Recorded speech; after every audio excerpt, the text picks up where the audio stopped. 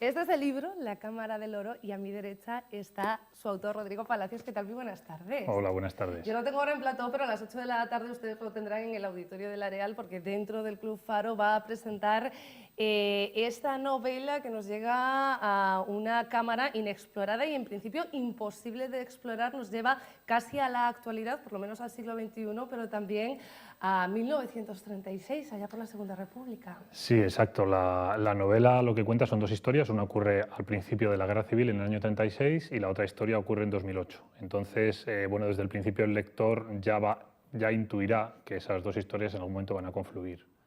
Bueno, no estamos haciendo spoiler, No. por lo tanto, de hecho, el libro empieza ya entrelazando las historias y nos encontramos en un desfile militar de la Segunda República todavía, pero ya cuando el ambiente era muy convulso, y nos encontramos con una historia de amor juvenil que nos rompes casi ya al comienzo de la novela.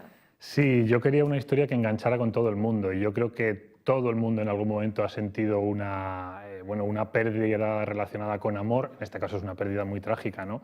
Pero me interesaba este momento porque yo pertenezco a esta generación a la que nos han contado poco de la Guerra Civil, y este desfile, que parece que es un día en el que parece que es cuando empezó un poco de verdad todo lo que luego se llamó la Guerra Civil, me parecía un escenario bastante interesante para que también comenzara esta historia trágica. Además, desde una mirada muy inocente, ¿no? Porque hablamos de dos adolescentes que miran a Azaña como un viejo regordete casi, y no se pueden imaginar en lo que se va a convertir todo aquello y lo que se convirtió después la historia del país también, ¿no? Claro, me interesaba esa mirada porque es una mirada que he tenido yo cuando mis abuelos me hablaban de la Guerra Civil, porque ellos más o menos tenían edades parecidas cuando se inició el conflicto, y me gustaba un poco esa parte de la guerra, la parte de la guerra que no tenía que ver tanto con los soldados, con las batallas, sino con las vidas que se rompieron, y más particularmente las vidas que se le rompieron a gente joven que estaba empezando con ello, que estaba empezando a tener relaciones de amor y que no sabía lo que iba a ser de ellos, y de repente todo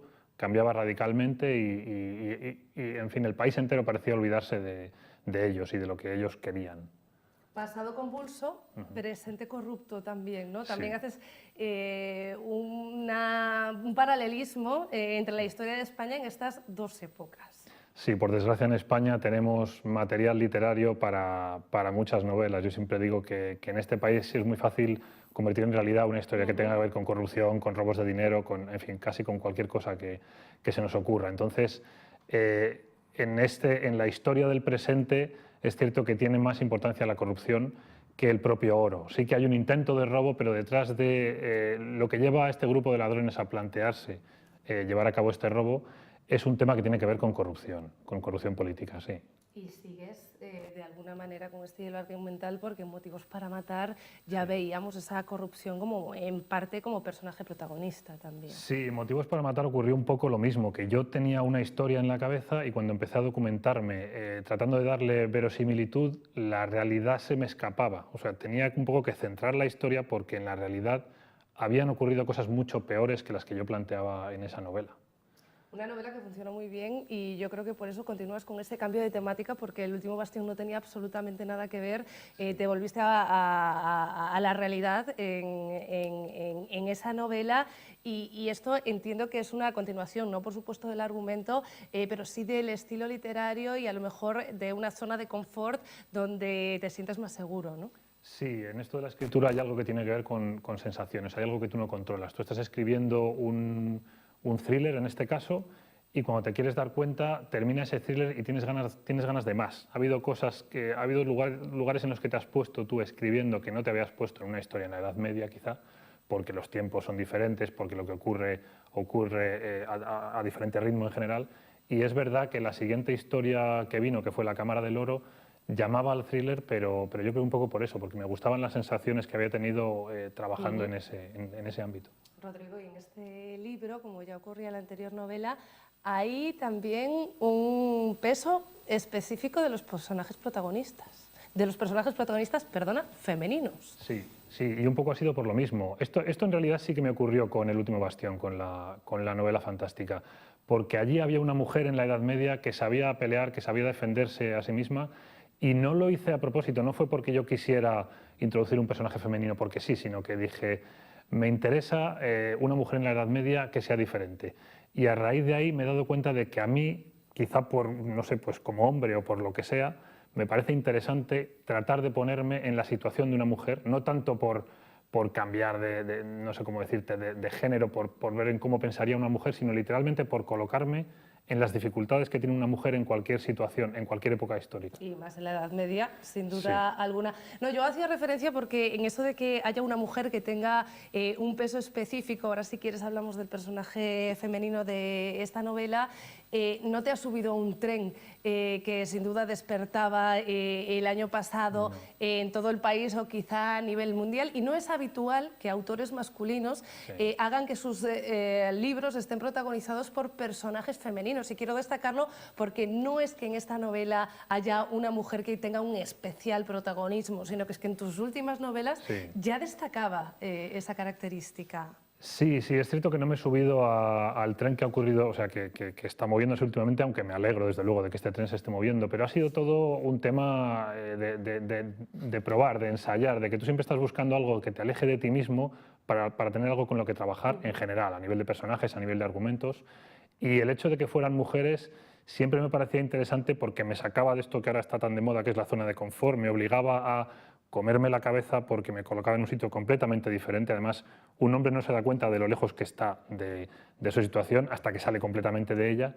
Y es cierto que en esta novela, aunque tiene peso la gata, también tiene peso una mujer policía, también, o sea, pero yo no es que me plantee voy a poner una mujer porque sea mujer, sino que me sale solo porque me apetece más a la hora de que el argumento sea más rico, tiene más gracia. La gata es Diana Ackerman, en este caso, que es ese papel protagonista al que yo me refería. Sean mujeres o hombres, da igual, de cara a tu trabajo, ¿cómo perfilas a los personajes? ¿Cómo haces que todas esas historias de vida, que en algunos casos nos llevarán muchos años atrás, vayan generando un poco el carácter de ellos? ¿Cómo lo haces? En todo esto yo creo que hay algo de intuición. También es verdad que yo estudié interpretación y la interpretación te da cosas que a veces no sabes explicar. Entonces tú tratas de imaginar... El libro a mí me llega por escenas. Yo me imagino conversaciones, me imagino momentos, y así es como los caracteres de los personajes empiezan a crearse. Y luego a raíz de ahí, cuando aparecen situaciones nuevas, tú te ves en la obligación de serle fiel al personaje que estás creando. Pero en realidad, digamos que todo eso se va construyendo y te pone problemas, porque a veces no puedes hacer lo que te dé la gana. A veces tú tenías una idea de algo que iba a ocurrir en la novela y cuando llega el momento no puede ocurrir eso porque ese personaje no habría hecho eso. Entonces tienes que parar, tienes que estar unos cuantos días sin escribir y darle vueltas a la cabeza hasta que encuentras la salida que encontraría el personaje. Tú estudiaste interpretación, estudiaste también ingeniería, ojo, eres escritor. Yo entiendo que de todo podemos ir buscando alguna ayuda. Yo no sé si, por ejemplo, la ingeniería te sirvió para pensar cómo entrar en uno de los lugares más inaccesibles del mundo, como es en este caso. No sé si me sirvió para entrar yo creo que no, porque lo de entrar... Bueno, digamos que no has entrado, ¿no? Sí que he entrado en la cámara, sí que he conseguido entrar, pero he entrado de una manera legal, no me he llevado nada. La ingeniería para lo que te sirve es para que a lo mejor te fijes en cosas que, bueno, pues a lo mejor, no sé, un periodista no se fijaría, porque los ingenieros, sin quererlo, nos vamos a mirar enseguida los cables y las cosas que para otra persona pasan desapercibidas, y a lo mejor hay temas técnicos para los que sí me ha venido bien. Es verdad que, por ejemplo, en esta novela hay un ingeniero electrónico como soy yo, entonces eso me facilitaba mucho las cosas a la hora de cómo piensa él, de temas de documentación. En ese sentido viene bien, sí. Por la vía legal, ¿cuánto te costó entrar? ¿Qué medidas de seguridad impusieron? ¿Con cuántas personas accediste a la cámara? El problema que tiene la cámara es que no hay visitas frecuentes. Hacen visitas muy específicas para llevar, es lo que le llaman visitas institucionales, o sea, llevan gente de determinados grupos de diferentes ámbitos del país.